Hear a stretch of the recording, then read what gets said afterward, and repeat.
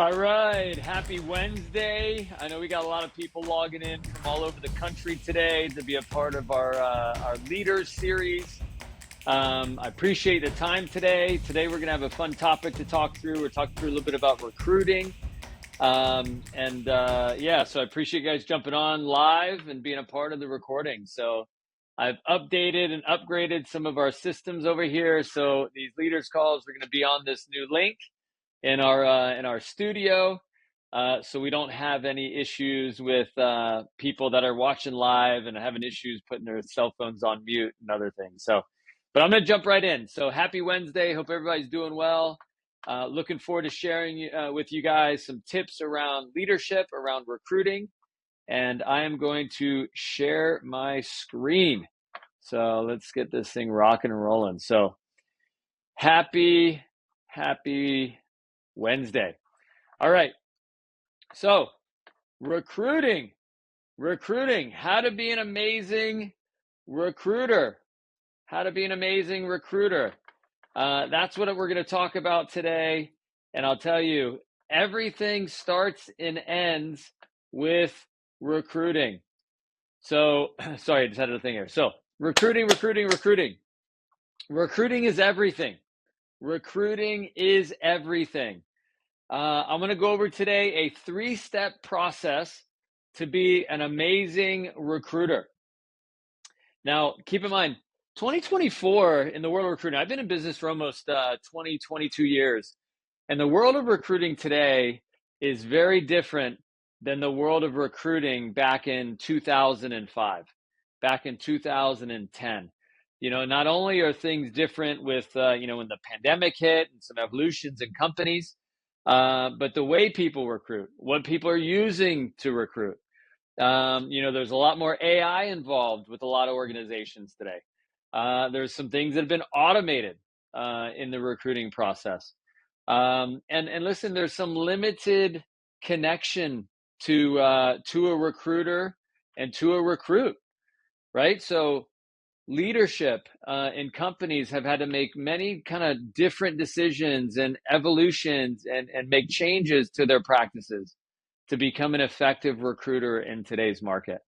There was a study done in 2022 around the recruiting world, and it said 44% of employees in companies say that stress and anxiety is at an all-time high. And so how do you build your brand? How do you, as a recruiter, understand that and how to come through for people to get them interested in working with you, your team, your organization? So how you brand the culture, how you brand yourself is all recruiting. Remember this: if you think it's expensive to hire a professional, wait until you hire an amateur. I've learned that in my career. Unfortunately, when you mishire, when you hire people that are more amateurs and they, maybe they're well, I think they can be great. Well, I think they have a shot. I believe in developing people for sure, but you gotta have certain basics and certain things, in my opinion, to be a part of a team. And then from there, yes, you develop them. Yes, you work with them. Yes, you spend time moving them in the direction that they want to go, and obviously you can help them with as a coach. Now, the 3-step process. Number 1, you got to know what you want. You have to know what you want. So I highly encourage all of you guys to take 10, 15, 20 minutes and literally write on paper the skill sets, the traits, the mentality, maybe a bit of the backgrounds that people have, the organizations, the leadership, the impact they make in their community. But put on paper what you want, the type of recruit you want, the type of people you want a part of your organization, the type of people you want a part of your team. If you don't know what you want, you're not going to know when they show up what it is, that connection. I can just tell you, Now, I'm not talking about what they look like. I'm not talking about their ethnicity, their age. I'm not talking about any of that stuff. Not at all. I'm talking about what's in here, what's up here, right? It's what's inside of people that make the biggest difference. What they're made of, right? What they stand for, what their beliefs are. That's what I'm talking about. You got to put on paper, and you got to know what you want. Are they competitive? It's funny. I was preparing this last night, as I'm, thinking through my day to day, and I was putting this all together. And I asked my boys, in the wise words of an 11-year-old and an 8-year-old, I said, hey guys, if you wanted to have a great soccer team and you wanted to pick your teammates for your team coming up, we just had tryouts. What are things that you want in your team? And this is what my boys told me. They're like, I wanted to have good skills. They could have good moves. And I'm like, okay. And my oldest said, I want them to be competitive. I want them to know that we want to win. And my little one says they have to be kind, and they have to have good sportsmanship. That's what he wants on his team, which is great, right? You want to have people that are kind. They got the right attitude, right? Brady said, I wanted my teammates to be level-headed because things aren't going to go our way all the time. And then I throw in there just after they're done, they're like, anything else? I'm like, no, that's good. And I throw in there a team player, right? Student mentality. I want them to be fun. I want them to be fun to be around. I want them to be funny, right? I want to have a great mix, a great culture. And I'll tell you, I remember doing this exercise once. I sat in front of my business coach in my mid to late 20s. And I was really ready in my life at that time to, settle down and find the woman of my dreams, to say the least, and to connect and have a family. And I remember asking that same question to my coach. And I said, hey, I'm really like moving towards this. And he kind of said the same thing. He's like, well, what do you want? He's like, literally put it on paper. And so I wrote things down like, I want her to speak Spanish. I'm Hispanic. I'm half Colombian. I wanted to be able to talk Spanish. I wanted her to be able to speak with my family. I said I wanted her to be tall. I wanted her to be 5'8" to 5'11". And some of these are physical attributes, right? So maybe a little different than what we're doing. But blonde hair, blue-green eyes, athletic, competitive. I wanted her to be driven in her career. I wanted her to be disciplined. And have health be an important part of her life. I wanted her to be able to dance salsa and merengue and different, again, Spanish type music. But, I wanted her to love to travel. I wanted her to be fun to be around. And I literally put all these things on paper. And I remember going and sitting in front of my coach a few weeks later, and I sat with him at lunch, and I gave him this list. I put it on paper. I said, hey, this is, I put down the list. I put it together. And he says to me, man, this must be an amazing person you're looking for. And he said, the truth is, though, are you the person that someone that this amazing wants to be with? And I remember being like, oh shit, like take the knife out of the heart. And he goes, so just know that someone that amazing will not be with someone that's not equally or more amazing. So it actually starts with you and what you have to change to attract someone like that to your life and to your world. And I think recruiting is no different. I think in business it's no different. You have to know not only what you want, but you also have to know what you bring to the table. And I'll tell you, this was my resume back in the day. Like, what does this tell you about life and business and what I was going to accomplish? I don't know. I mean, I had some accolades in sports. I had a couple different things I did, with my dad's company. It was Parsons. I worked at a law firm because I thought I was going to be a lawyer. A lot of soccer stuff. I studied abroad. But the details of looking at a resume and what people, this is, the someone's, in my opinion, it's them on paper. But the reality is, it's, again, you got to recruit beyond the piece of paper. You got to figure out how to ask questions and get to know people beyond a piece of paper. That piece of paper, or the one sitting behind my desk here, my degree, it had nothing to do with, I'm sorry, it had something to do with getting me started. It had nothing to do with what I've been able to do over time. right? So it's just a piece of paper. You got to get to know the human and what they want. And when you make the list, you call your shots. It's amazing how things turn out and the life you start to build. So with recruiting, just remember, you got to get that going. Think in your mind the type of person, the type of people, what they have in their heart, what they have in their mind, the type of organization, type of team you want to build. Step 2, you got to know what you have to offer. You have to know what you have to offer. Now, the interesting thing is, you may not know. This is me back in 2005. What did I have to offer in 2005? I just had a couple years of experience. I started in sales in 2002, year in sales and doing outside sales and learning about business. 2003, I started my first company. I was 2-3 years in. What did I have to offer? Some people I was hiring, they were a lot older than me. Some people I was hiring had a lot more experience than me. And so, you got to remember in that process, if you don't have a lot of experience, what you do have is you have a story.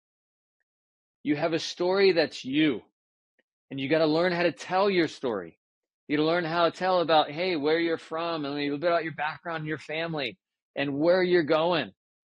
People are more inspired, in my opinion, besides people that have made it in life. People are, in my opinion, more inspired to hear about you and your story about where you're going and what you're going to accomplish. So you got to get good at painting that picture. And you got to share the authentic self. People want to work with people that are authentic. People want to work with people that are driven, they're brave. But trust me, be yourself. Now, when it comes to your industry, it comes to maybe our organization. If you're in our industry, you got to know the details of your industry. You got to know the details of what's in it for the client that you're working with. You got to know the details of what's in it for your company and your organization. What makes you guys different than, maybe another way of marketing or sales that the client you're working with that they could be doing or they have been doing, right? What are the details of, for you? The business grows, you advance, you move up. What's in it for you, right? So you got to know that as a recruiter, because great people not only want to work with great organizations, they are motivated and inspired by people that are bold and that want to do more, but they want to be a part of an industry that's not going to disappear. They don't want to be a part of a blockbuster, right? They don't want to be a part of a red box I read recently that declared bankruptcy. But the stronger the candidate in the recruiting process, the more you got to understand and what you can offer. And trust me, people are motivated working with people and seeing people doing things and accomplishing things that they want to accomplish. And they want to work with people they like. So just keep that in mind. Your relationship with them is huge. Step three, and probably one of the most important ones when it comes to recruiting and being a recruiter, confidence. Confidence is the deal breaker or it's the deal maker. And I'll tell you, confidence is a tricky one because you don't want to be cocky. You don't want to be overly confident. You don't want to be, not confident enough. So you got to have this like balance of confidence when it comes to the recruiting process. And, what does confidence mean? And why is it important? I was doing a little bit of research. There's an independent study back in September of 2018. And confidence was a combination of a few things. It says respondents to this research realized it was self-worth, self-belief, being assertive, self-assured. These are the main attributes when it comes to self-confidence. But the single attribute that defines confidence the most in this survey was self-belief and being self-assured, right? So if you're thinking about how you can be confident, a lot of it has to do with what you believe inside about yourself, right? And being assured that you can do whatever you put your mind to.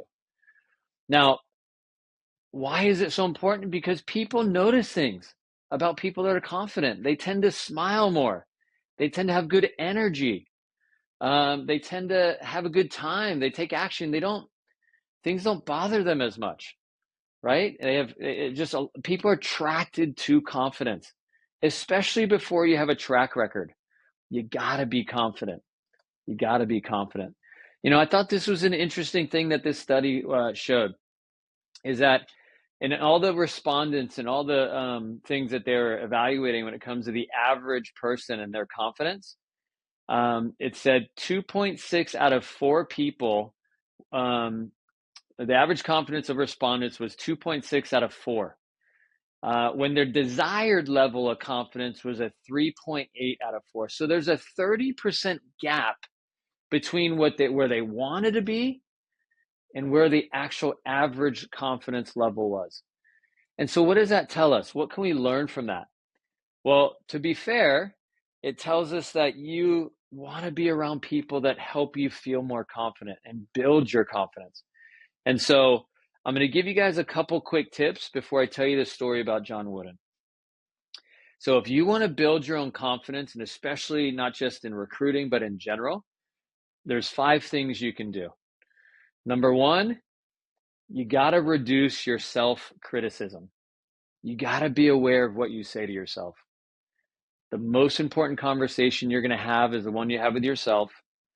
If you're constantly beating yourself up, you're going to knock your confidence. So shift that. Build your confidence. Don't be as self-critical. Number 2, appreciate your strengths. Appreciate what you bring to the table. Some people are more organized than others. Some people are more outgoing than others. Some people are more data-driven than others. Appreciate your strengths. Everyone has them, but it takes time. You got to think about and appreciate your own strengths.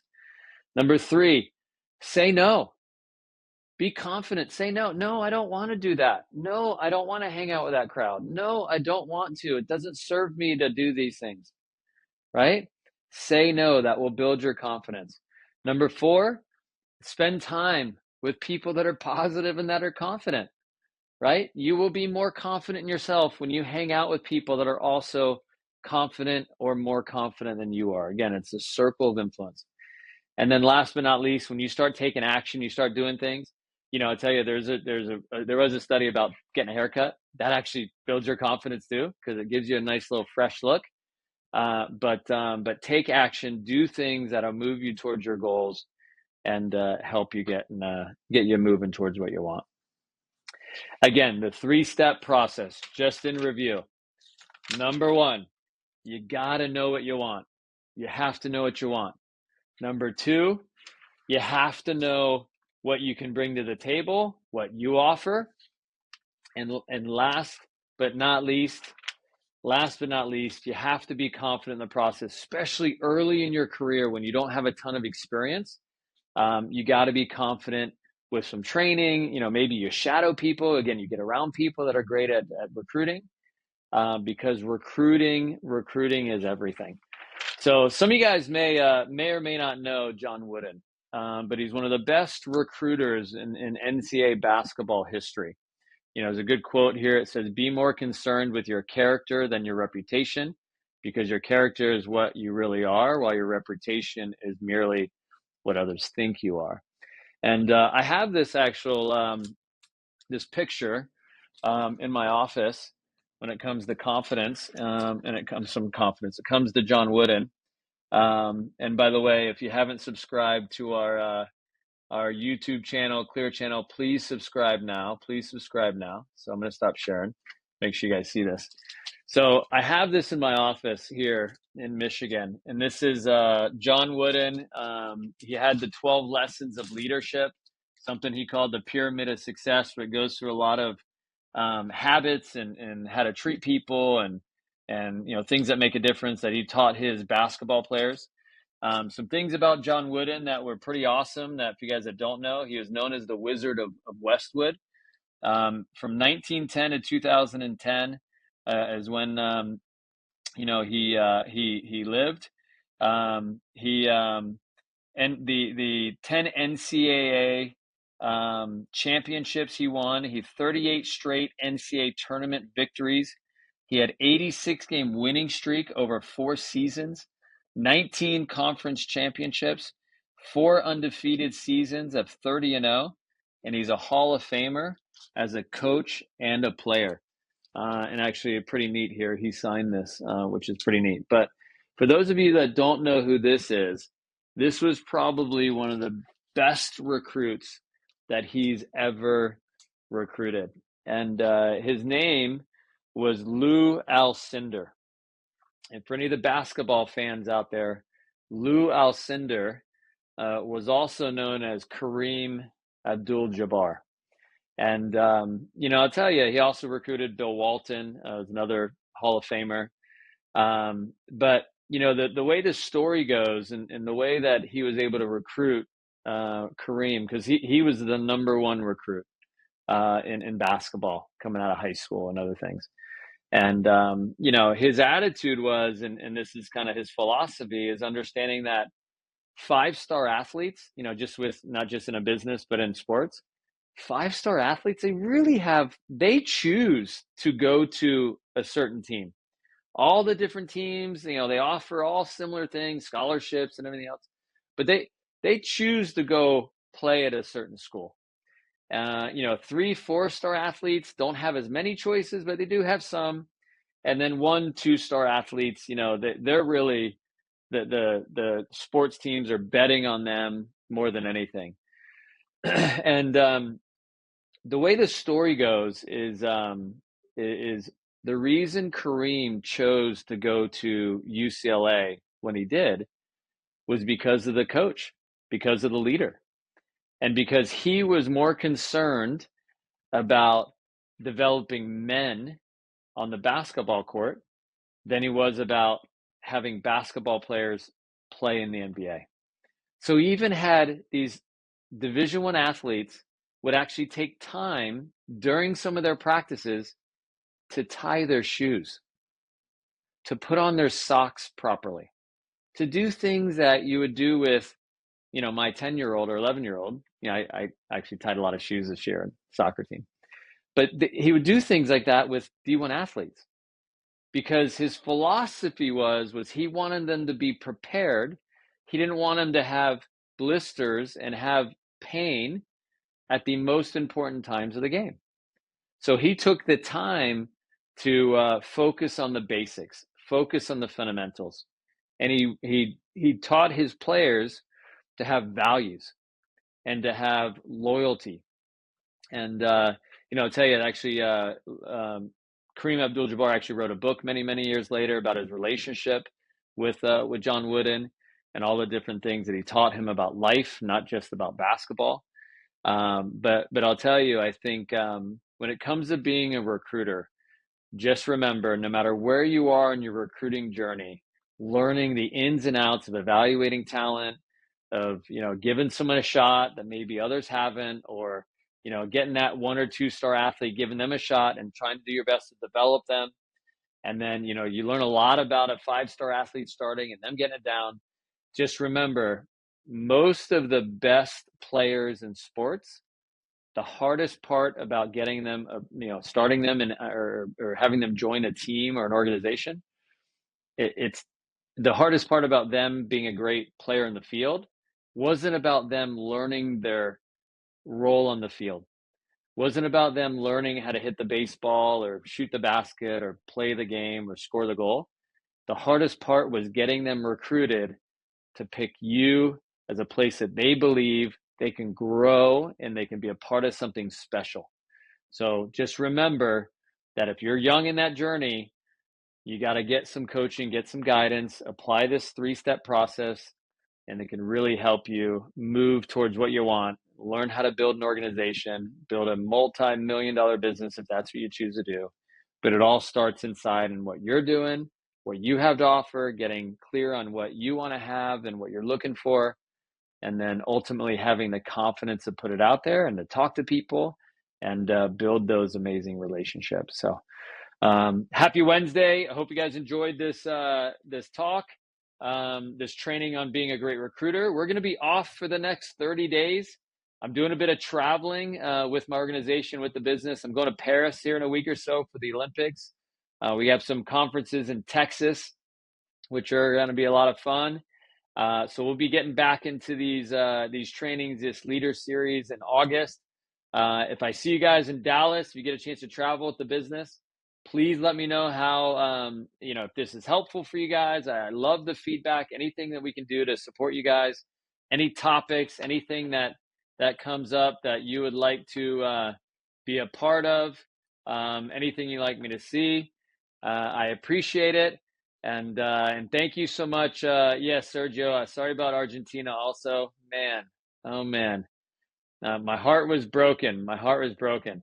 So, but thank you so much for all you guys jumping on today. I love the chat. I love you guys putting it on there. I appreciate you all. I'm just as motivated as the next person. I love the opportunity I have to serve.